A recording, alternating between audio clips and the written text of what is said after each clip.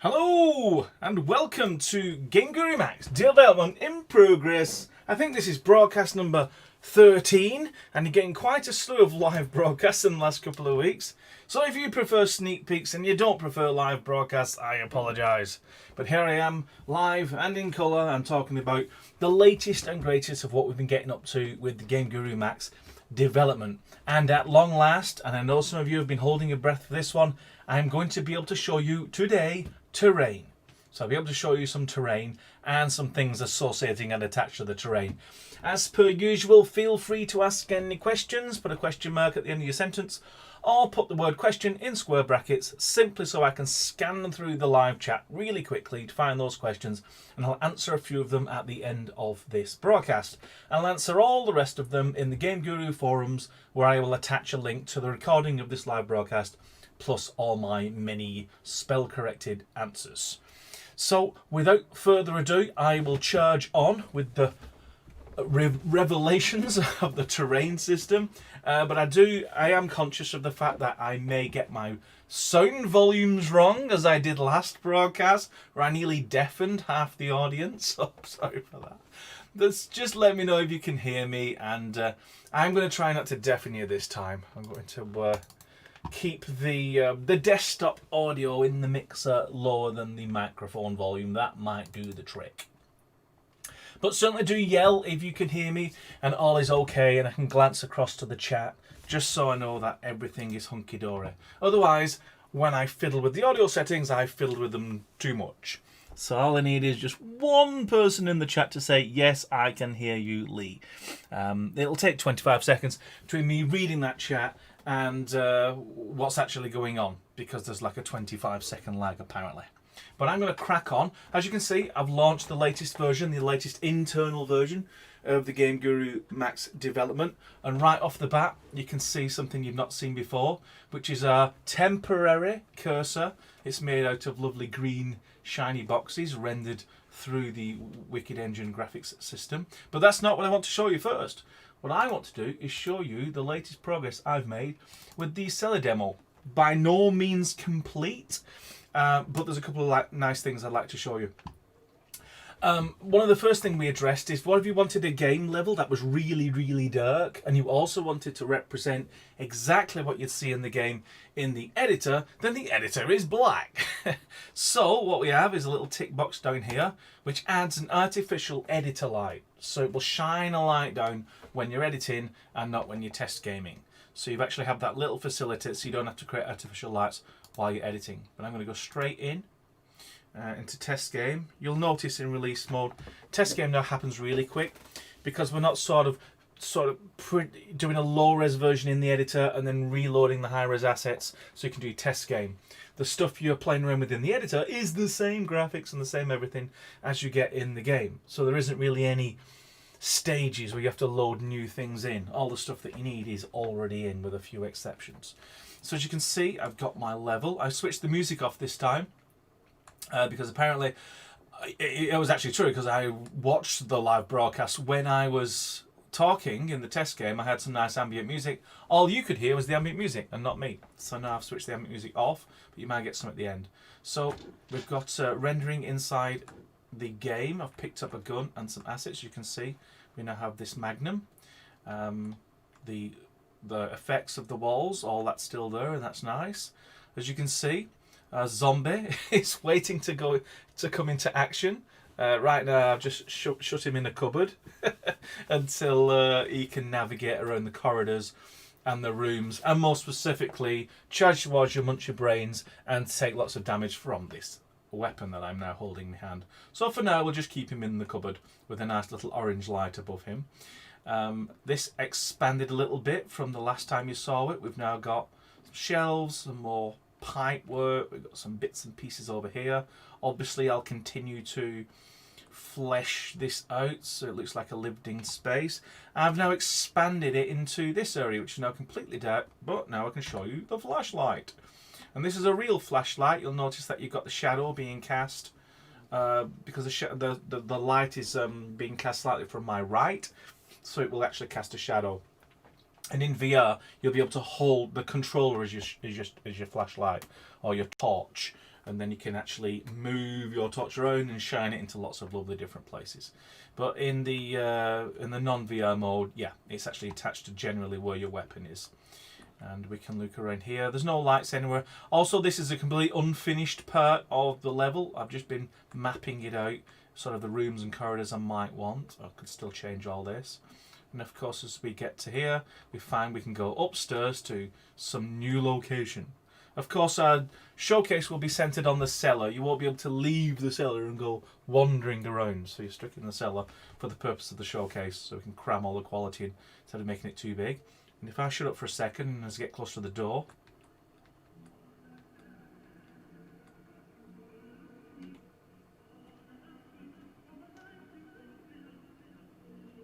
now I hope you could hear that, but that's the creepy music on the other side of the door. The reason I asked if you can hear it or not, because I've been fiddling around with the audio, as I've said, that might have come across really loud or you didn't hear it at all. But effectively, we're going to do some nice audio engineering through the levels, so you get all the spooky music, the incident musics when you need them, and then sort of cue music towards the end. So it should be a nice, not only a visual feast, but an audio feast as well. So that's basically where we are with the cellar demo. And as I've hinted at, the next thing for me, in addition to adding in extra decorations, is to get this guy running around, hiding weapons, things you can collect, things you need to do, that sort of thing. So that's where we are on the cellar demo. Now, because I've run test game, there isn't. I'm going to come out of this and rerun it, because the terrain, one of the many quirks of in development progress is, for this time, the terrain will only create the physics for itself once. If you actually leave test game and go back in, it ignores the physics and you just run through hills, which is why I've had to come out the software and go back in. But no biggie, that's actually already, I think that's already been fixed. But this version, I wanted a stable one so I could actually demonstrate the things that I'd like to show you. So now, as for the first time you've seen this, and our UI panel is now active. So we can go to Sculpt, and I can just come out a little bit, and I will hold down left mouse to increase this. I can make some more hills over here. If you see a little stutters and stuff, don't worry. We're still in the process of doing memory and performance and other things. One of the things that this does that the classic one didn't, it does a lot of the operations on threads. So we want to kind of keep the stuff in the background where you don't need it, and then of course bring things to the foreground if you want instant responses. So that's one of the other things we're doing.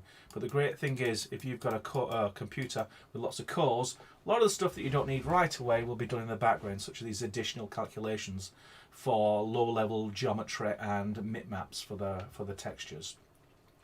So that was sculpting. You can also paint. So at the moment we've just got one brush, which is this sort of cracked clay. We've actually almost got in now what's called the terrain palette. You won't have customized terrain with the drop down. You'll actually have the ability to just add any textures that you want and then start painting with them. So you should see that a week from now.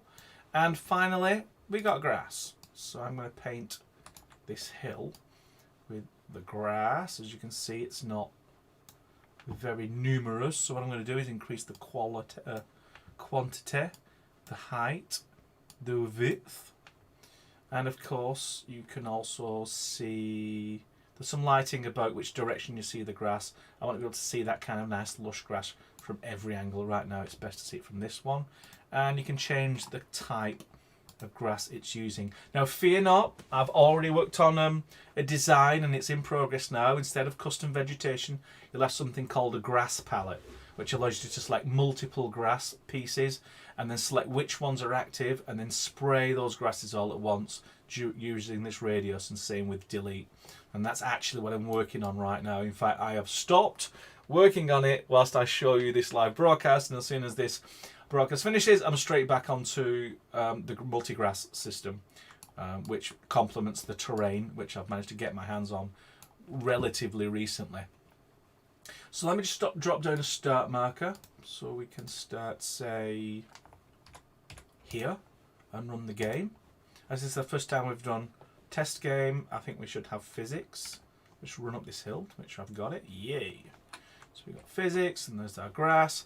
And a final reveal, something I want to show you. You know, grass and terrain wouldn't be nothing without water. So we'll increase the water level, and now you've actually got a watery scene.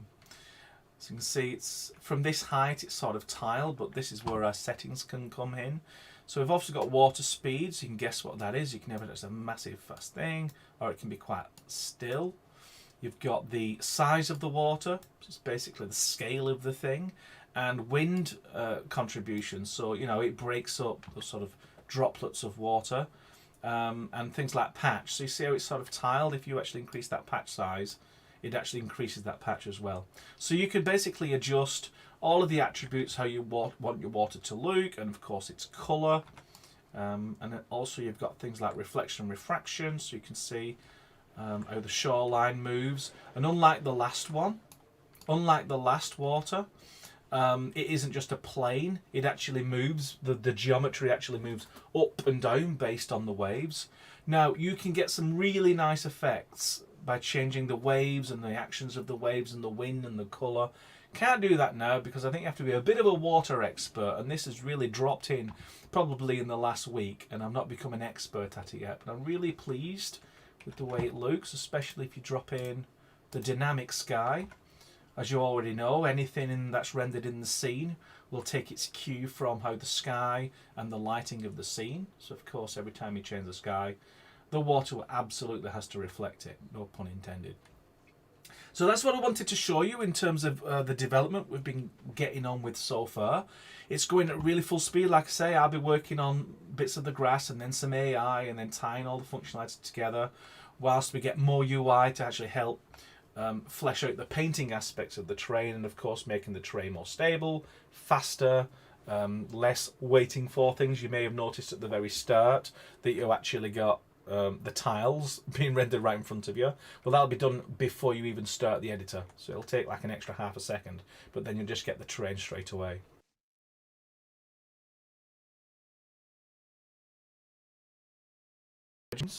Right, now you may have not heard me for a couple of seconds. There is a pause, and that is a real issue that we want to deal with in terms of optimization. There seems to be something going on in terms of rendering sort of activity, caching and building up, and then the system having to free it somehow. So that's a bit of a mystery, that one.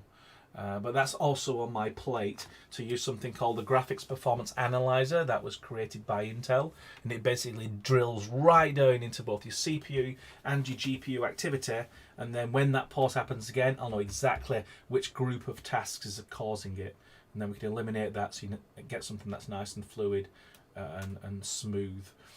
So you've seen the terrain sculpting. The things that we're waiting on now are saving and loading and converting old terrains. So those are the three things. Once we've got those extra three things in, then we'll be able to create levels, save, load, do standalone with terrains, all that good stuff.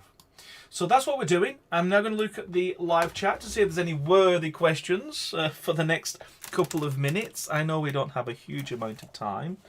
Just pop that out of the way because the chat window has moved.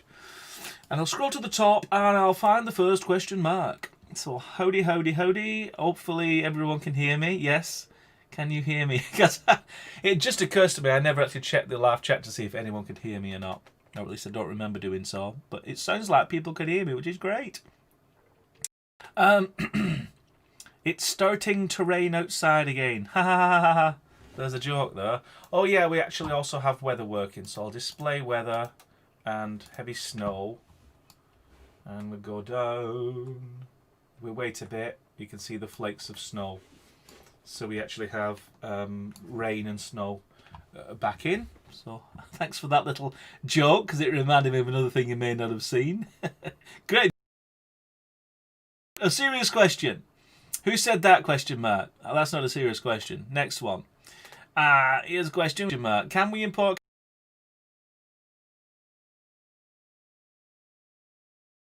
formats of character creator at this time? Just for clarity. Here's a question from Paul Walker. Can we please have confirmation of particles in Max? Do we have to purchase the AGK editor to make our own particles?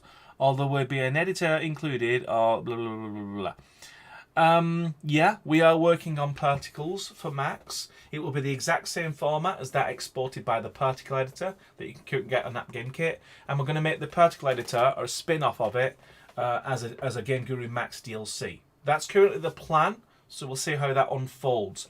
If you don't want to use the editor, which I must recommend, not just because, you know, it's one of our products, but it's just so easy to sort of prefab all of your particle effects before you bring them into your game and use them. But you should be able to just dive straight into the raw export data, play around with those in Notepad, and then drop them into a folder in GameGuru Max, and you'll have your own particles. It's just the particle editor makes it so much quicker and easier and more satisfying to engineer those particle effects. But you can certainly hack it in with just the raw files if you want to. There's nothing to stop you doing that. But yeah, that's currently the plan. I know Wicked Engine already has its own particle system, but there's so much work that's already gone into the particle editor's particles. We wanted to see how that rolled out first. So some exciting things in the future to show you, but I don't have anything to show you right now. But watch this space, it won't be too long. At least that's my hope. A question, VR mode equals 3. What do the other modes do? Well, some of you may not know, but we've been working on VR for over 10 years. We've been playing around with VR before VR was VR, before the Oculus, stereoscopic monitors. So we've always had a bit of VR floating around our technologies. And the VR modes were all the different things that we supported over the years. Now we've rested on VR mode 3. I think there's actually 7 modes, but 3 is the one that was closest to, I think it was the original development kit of the Rift, and that became 3. And we've stuck with 3, but it's basically what you'd expect now from VR, which is your headset and your controller. And that's all it means. Don't try and play around with VR mode 2 and 4. Mad things may happen. And I think in Max it just won't do anything. It only understands 3. So here's another question. Sprites in GG Max yet? And Windows font.tdf etc question mark. That's from Sube. Sprites in GG Max yet? Yes, we do sprite support through the Lua script. So if you use your sprites in Lua script, you'll see the sprites on your screen. Do we support the TTF format? We do and we don't. There is code in there to support TTF for certain things, but the sprite commands and the scripts still use the old font system. Not something I want. I would like to just get rid of the old bitmap fonts completely and just use TTF. But there are a number of ways now in which we can use the TTF. So watch this space. I'd like to do more on TTF, but I can't really confirm the final plan for TTF, at least for the release. But longer term, sure, TTF is definitely on. TTF for everyone else, TrueType font. It's kind of the best font you'd want to use if you're putting text in your games, because you can resize it to anything and it's multilingual and all the rest of it. So is that I got a question mark on it? No question mark there. Here's a question mark from T-Bone. Will we have non-3D text still? I'm assuming it was prompt 3D, which is related to the last question. In that Max actually floats text now inside a quad, and the question is, can we just have text rendered just to the 2D screen? Yeah, that is actually on our feature list and potentially a bug/tweak. And I think now that question's been raised, I think it's pretty clear some people just want text on the screen, and there are scripts that actually need text on the screen. So yeah, I will be resurrecting that. I think there's pressure enough there to make sure that we're not all just going to descend into just writing text onto a quad. So here's one from Mike Felker. Question, can you define the distance for picking up items? You were pretty far away when it asked you to pick up the weapon. Sure, it's just a script. Everything you saw when I picked up that weapon was script. And as you can see in the dynamic Lua system, and we maybe can't see, but from previous broadcasts you probably know what I'm talking about. Let's see, you've dropped in an entity, and then you go into its properties. You have behaviors and script. And if your script that you choose happens to be a dynamic Lua script, you actually get the ability to change properties. And so if the script supports that, you actually see range, and then you can control the range. Whether the weapon pickup script has that, I'm not sure. I don't think so, because all this was done when we did the non-violent scripts. So it could be that the weapon script doesn't have that. But it's a very small tweak, and it's very easy to do. You can do it yourself, you can do it in Notepad, or you can wait for me to do it and add it in as an update. So that hopefully answers that question. Synchro says it looks fantastic. Thank you very much. Just scrolling down, find another question for y'all. I've just checked the clock. We're exceeding the 20-minute barrier. So I'll answer two more questions, and then I'll gracefully duck out of this live broadcast. So here's the next one. Can we have a flashlight object pick up before we just shine the flashlight? Yeah, we're just digging around to find a torch, a flashlight object. I'm pretty sure we have one. I just can't seem to dig it out. But yeah, that would be really cool if you could pick up a flashlight. Then you have the F mode button. And in VR, you can actually hold the flashlight and then shine it around. You can see the flashlight. But it's really just the model before I unleash that little tweak. Belidos as a question, or was it a statement? Yeah, it was basically answering what I just answered. Thanks for that, Belidos. Let's go down to a question. The last question, I should add. The last question is taking its time. I think everyone's talking now. Here we go. Here's from Skevos. A question mark at the beginning and several during and one at the end. It's looking good in your demos, but when I run the seller demo, most of the textures are missing. I'm having other issues in the editor. Too soon to submit error reports. Do I send screenshots? Yes. Don't send error reports yet. Just enjoy the flakiness of the alphas. The one you're seeing here today is an improved internal build. So when you get this, you should be able to load in a level and all the textures will come along with it. That bug actually been floating around for some time, so I'm not surprised you've seen and reported that. But don't worry about reporting errors now. When we get to that point, we'll open up GitHub and you'll be able to go onto the issues board there and start posting all your official bug reports on a version that we call a beta. So thanks for all your questions. I know there's more, but I'm going to cut and paste them into a separate place and answer them all on the GameGuru forum.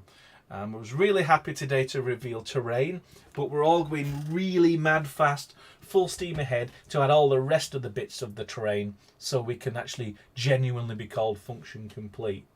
So until next week, and I don't even know whether that's going to be a live broadcast or a sneak peek. I suspect it's a live broadcast because it means I can spend more time coding and less time editing video. So probably expect a live broadcast. So if you can, make it 4 PM BST, Wednesday as per usual. So until next time, I'll fiddle around and find some music for you. And then I shall say goodbye.